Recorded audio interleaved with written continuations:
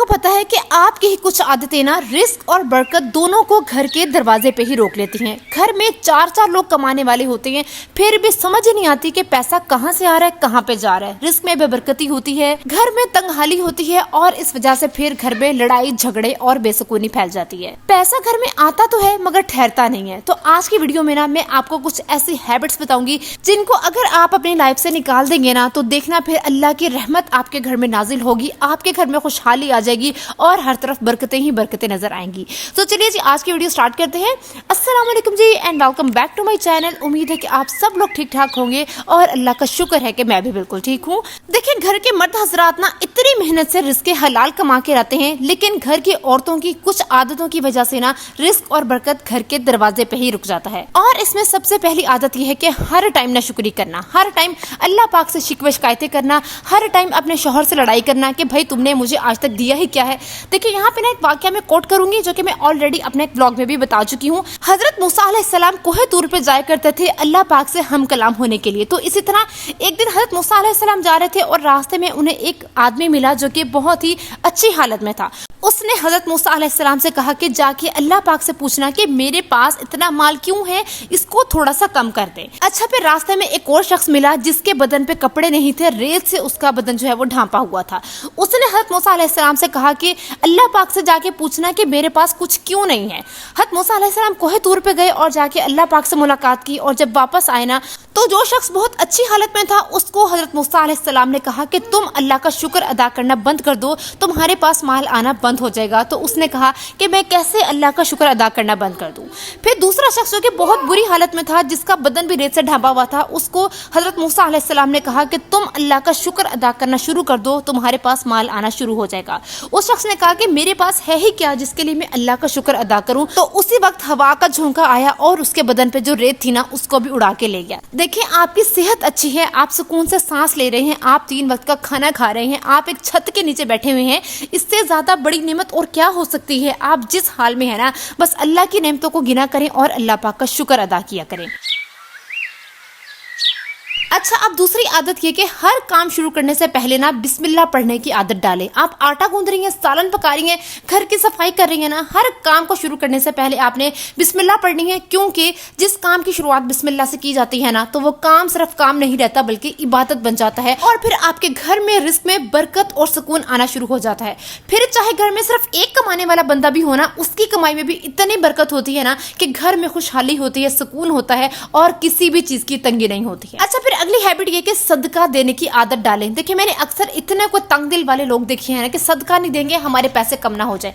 एक बात याद रखेंगे, जब आप अल्लाह की राह में खर्च करते हैं ना वो कभी भी जाया नहीं जाता है, कभी भी उससे आपका माल कम नहीं होता है। जब आप अल्लाह की राह में देते हैं ना उससे ना सिर्फ आखिरत में आपको उसका सिला मिलता है बल्कि इस दुनिया में भी अल्लाह पाक कई गुना उससे ज्यादा हमें माल देते हैं। देखिए अल्लाह पाक का ये वादा है कि जो अल्लाह के रास्ते में खर्च करेगा ना मैं उसे कई गुना बढ़ाकर वापस दूंगा। और जब हम अल्लाह की राह में देना छोड़ देते हैं ना तो फिर हम रिस्क के दरवाजे खुद अपने ऊपर बंद कर रहे हैं, हम खुद अपने ऊपर रिस्क की तंगी किए बैठे हैं। तो सदका ना असल में रिस्क का ताला खोलने की चाबी है। तो आज से आप अहद करें कि आपकी जितनी भी इस्तात है ना 5 रुपए 10 रुपए आपने अल्लाह की राह में खर्च करना है, क्योंकि अल्लाह पाक अमाउंट नहीं देखते हैं, अल्लाह पाक आपकी नीयत देखते हैं। और जब आप देखना कि सदका करना शुरू करेंगे ना आपके घर में रिस्क सुकून बरकत सब कुछ वापस आ जाएगा इंशाल्लाह ताला। अच्छा फिर अगली आदत ये कि फज्र की नमाज को छोड़ देना। देखिए जब आप फज्र की नमाज को छोड़ देते हैं ना तो उस टाइम पे रिस्क और बरकत तकसीम होती है। फरिश्ते रात के आखिर में नाजिल होकर रिस्क बरकत और सुकून बांटते हैं और जो शख्स उस वक्त में गफलत में सो रहा होता है ना तो वो खुद अपने ऊपर किस्मत के रिस्क के बरकतों के दरवाजे बंद कर लेता है। देखिए हम बाकी नमाजें तो बहुत आसानी से पढ़ लेते हैं और फज्र की नमाज हमें पढ़ना इसलिए भी मुश्किल लगता है क्योंकि उस टाइम हम सुकून से सो रहे होते हैं और जब अलार्म बजता है ना तो अपनी नींद को कुर्बान करके अपने बिस्तर से उठ के वजू करके नमाज पढ़ना, अपने नफ्स के खिलाफ जिहाद करना हमें बहुत ज्यादा मुश्किल लगता है। और जो शख्स उस टाइम पे अल्लाह के खातिर जिहाद करके उठता है ना तो फिर वो अल्लाह का महबूब बंदा बन जाता है और फिर अल्लाह पाक उसके कामों में रिस्क में और वक्त में बरकत डाल देते हैं। अच्छा फिर अगली आदत ये कि फजूल खर्ची करना। देखिए जब आप फजूल खर्ची कर रही हैं ना तो फिर आप तंगदस्ती को खुद अपने घर में दावत दे रही हैं।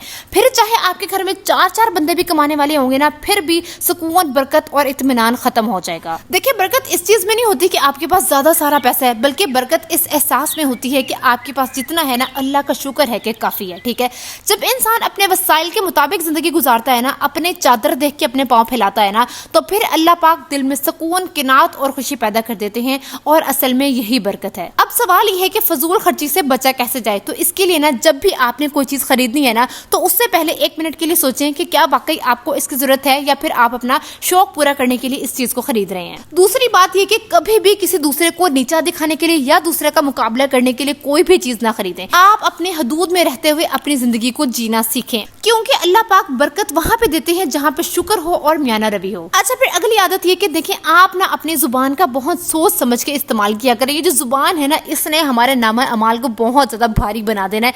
अब अक्सर लोग ना क्या करते हैं कि हम भाई बहुत स्ट्रेट फॉरवर्ड हैं, और इस जुमले की आड़ में ना जो उनके जहन में सीधा उल्टा आता है ना, अगले के मुंह पे रख रख के मारे जाते हैं। भाई इस तरह के स्ट्रेट फॉरवर्ड का आपने अचार डालना है कि जिसकी वजह से आप सामने वाले का जहनी सुकून खराब कर दें, सामने वाला सारी रात आपके स्ट्रेट फॉरवर्ड जो जुमले हैं उनकी वजह से सो ना पाए, अल्लाह पाक के आगे जाके रो पड़े, नवाला उसके हालत में अड़ जाए, और फिर आप कहते हैं कि भाई हम तो स्ट्रेट फॉरवर्ड है, हम मुंह पे कड़वे हैं लेकिन दिल के साफ है। सॉरी टू से, अगर आपकी जुबान साफ नहीं है ना, तो फिर आपका दिल भी साफ नहीं है। ये जो बदकलामी है, गीबत है, चुगली है, ये सब दिलों को जख्मी कर देती है, और जहाँ पे दिलों के जख्म होते हैं ना, वहाँ पे फिर बरकत नहीं उतरती। अच्छा, फिर इससे अगली आदत ये कि कभी भी किसी को खुद से कमतर मत समझें। स्टैंडर्ड कॉन्शियस होते हैं अक्सर लोग, बहुत ज्यादा ब्रांडेड कपड़े पहने हैं, फलाने को बहुत ही अजीब नजरों से देखेंगे, भाई इसने क्या पहना हुआ है। आपके पास कोई अच्छी चीज है, अच्छी गाड़ी है, सामने वाला छोटी गाड़ी में जा रहा है, बड़ी हकीर नजरों से उसको देखेंगे। अगर आपके पास कोई अच्छी चीज है ना, तो इसमें आपका कोई कमाल नहीं है, और अगर किसी दूसरे के पास कम चीज है ना, तो उसमें कोई उसका कसूर नहीं है। देने वाली जात अल्लाह पाक की है। देखिए,